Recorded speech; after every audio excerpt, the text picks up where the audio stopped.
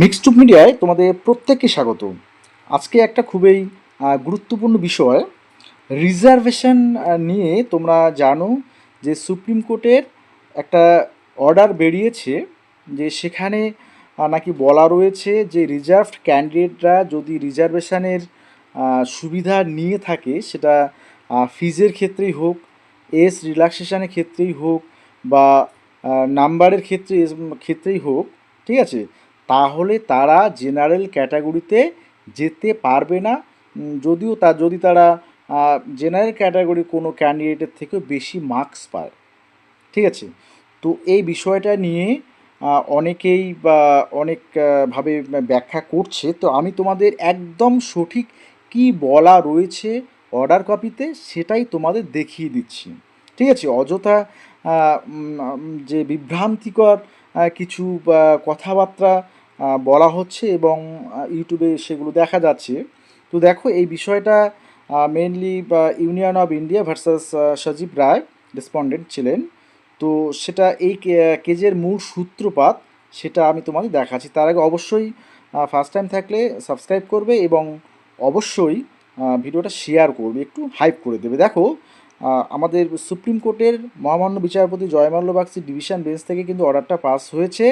আমি তোমাদের বিষয়টা সূত্রপাতটা একবার দেখিয়ে দিই। দেখো কোথা থেকে এই ঘটনার সূত্রপাত।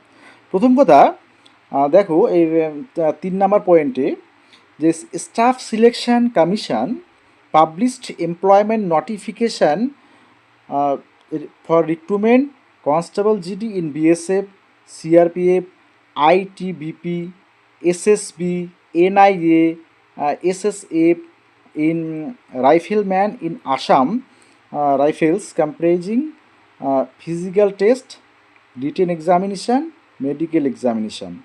তো স্টাফ সিলেকশনের পক্ষ থেকে একটা রিক্রুটমেন্ট পাবলিশ করা হয়েছিল।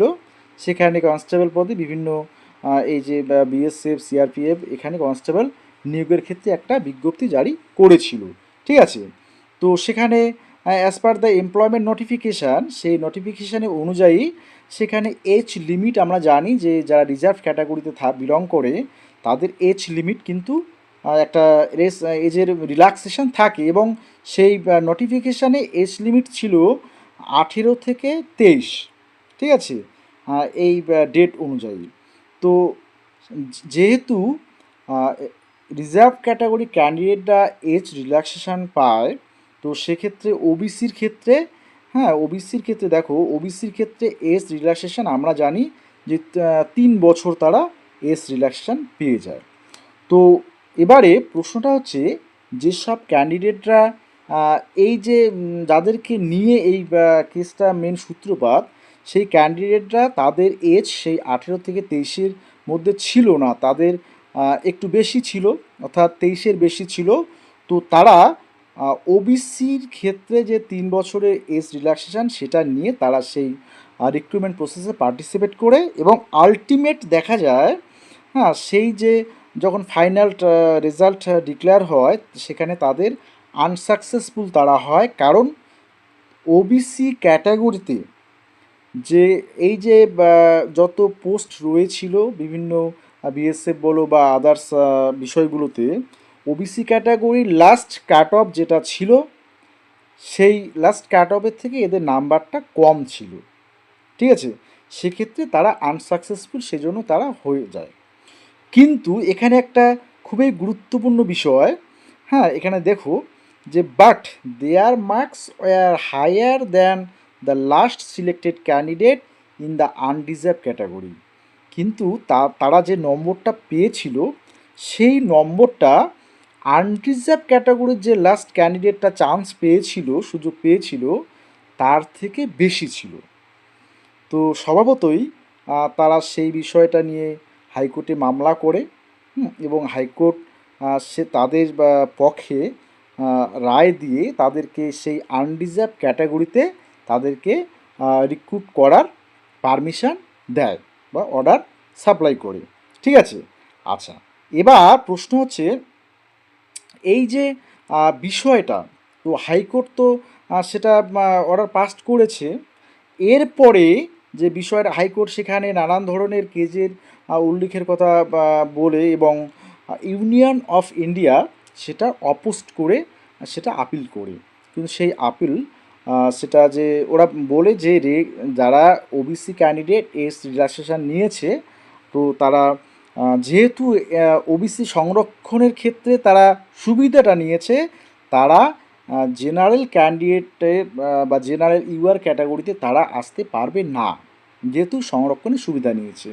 সে ফিজের ক্ষেত্রেই হোক বা নাম্বারের ক্ষেত্রেই হোক বা বয়সের ক্ষেত্রেই হোক। আচ্ছা, তো হাইকোর্ট যেহেতু সেটা যে বিষয়টা রয়েছে সেটা যেহেতু তারা সেই ক্যান্ডিডেটদের রিক্রুটমেন্ট করার পারমিশন দিয়েছিল, অর্ডার পাস করেছিল, তো তার পরবর্তী সময়ে আমরা দেখতে পাই ইউনিয়ন অফ ইন্ডিয়া সেটা নিয়ে, হ্যাঁ দেখো, subsequently Union of India by way of a review petition placed on record an office memorandum number this, এটা দেখো, provided SC ST OBC candidate who have availed age relaxation, এই বিষয়ে লেখা হয়েছে যারা কোয়ালিফাই করবে would be deemed unavailable for consideration against the undeserved vacancy, মানে তাদের মতে অর্থাৎ ইউনিয়ন অফ ইন্ডিয়া, তো তারা বলেছিল তাদের যে এই যে মেমোরান্ডাম দেখে অর্থাৎ সংশোধনী দেখে বলেছিল যে তাদের যারা রিজার্ভ ক্যাটাগরিতে এই সুবিধাগুলো রিজার্ভ ক্যাটাগরি নেবে তারা আনরিজার্ভ ক্যাটাগরির জন্য এলিজেবল নয়, তারা সেই সিটগুলো দখল করতে পারবে না। তো যাই হোক, সেই রিভিউ পিটিশান পরবর্তীকালে খারিজ হয়ে যায়। The review petition came to be dismissed, সেটা হাইকোর্ট থেকে ডিসমিসড করে দেয়। পরবর্তীকালে তারা সুপ্রিম কোর্টে আসে। এবারে আসে সুপ্রিম কোর্টের কি অবজারভেশন সেই বিষয়টা নিয়ে, ঠিক আছে।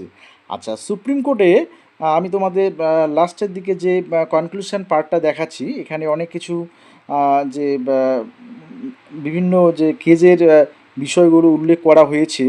আমি তোমাদের একদম সুপ্রিম কোর্টের যে অবজারভেশন এই বিষয়টা নিয়ে সেটা তোমাদের আমি একদম সরাসরি দেখাচ্ছি। দেখো, এই বিষয়টাতে সুপ্রিম কোর্টের যা অবজারভেশন সেটা দেখো একবার, এই বিষয়টা ভালো করে দেখবে। দেখো, on an analysis of the aforecited cases we summarise as follow. কি সামারাইজ করেছে?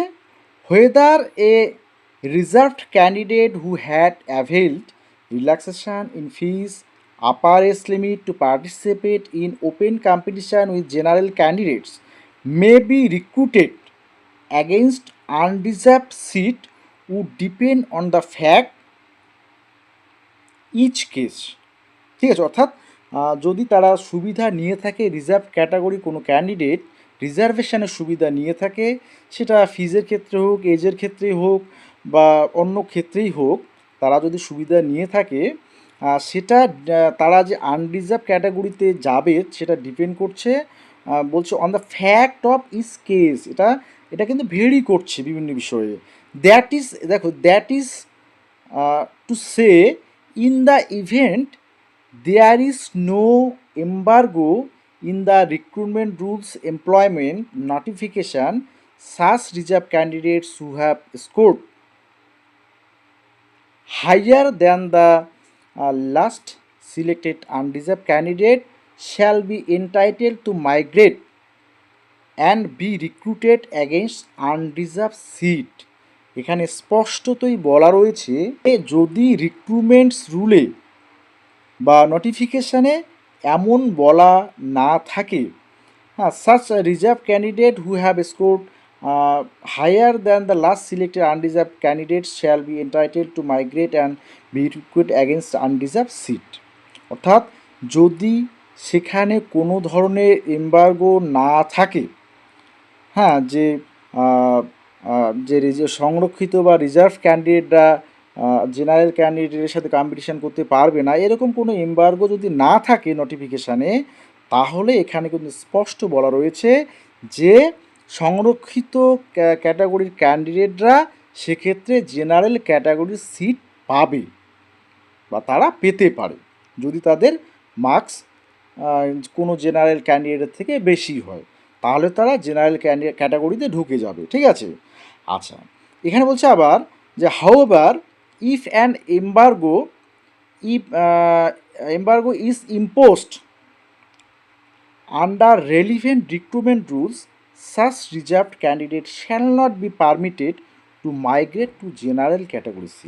অর্থাৎ যদি নোটিফিকেশানে এরকম এমবার্গো থাকে বা এরকম রুলস থাকে যে রিজার্ভেশনের সুবিধা নিলে যদি বা রিজার্ভের সুবিধা কেউ যদি নেয়, সে এসটি ওবিসি যে কোনো রিজার্ভেশন ক্যান্ডিডেটই হোক না কেন, তারা যদি সুবিধাটা নেয় ফিজের ক্ষেত্রে বা এজের ক্ষেত্রেই হোক, মার্কসের ক্ষেত্রেই হোক, সেক্ষেত্রে তারা যদি এমবার্গো থাকে যে তারা সুবিধা নিলে আনরিজার্ভ ক্যাটাগরিতে যেতে পারবে না, তাহলে সেটা কিন্তু তাদের যে রিজার্ভেশন সিট করলে তারা রিজার্ভেশনেই কম্পিটিশান করবে, যে রিজার্ভেশনের সিটগুলো থাকবে তারা কখনো জেনারেল সিটে যেতে পারবে না, যদিও তাদের মার্কস বেশি থাকে। ঠিক আছে, এই বিষয়টাই কিন্তু স্পষ্ট বলা রয়েছে।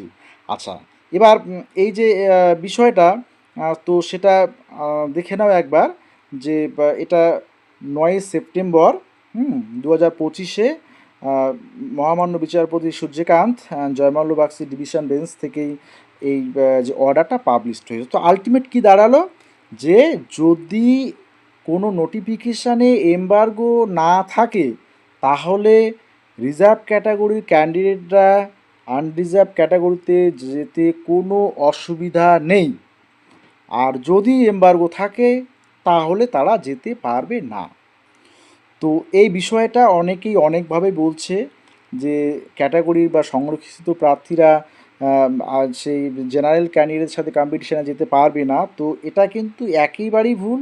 আমাদের ওয়েস্ট বেঙ্গলের যে রিক্রুটমেন্ট প্রসেসগুলো হয়, সেখানে কিন্তু সেরকম কোনো ধরনের এমবার্গো নোটিফিকেশানগুলো তো নেই যে রিজার্ভ ক্যাটাগরির ক্যান্ডিডেট আনরিজার্ভ ক্যাটাগরিতে যেতে পারবে না বেশি নাম্বার পাওয়া সত্ত্বেও। তো ঠিক আছে, তো যাই হোক, এই সুপ্রিম কোর্টের এই বিষয়টা অর্থাৎ অর্ডারটা তোমাদের অ্যানালাইজ করে দিলাম যে আসলে কি বলতে চেয়েছে। ঠিক আছে, তো যাই হোক, সকলে ভালো থাকবে, সুস্থ থাকবে।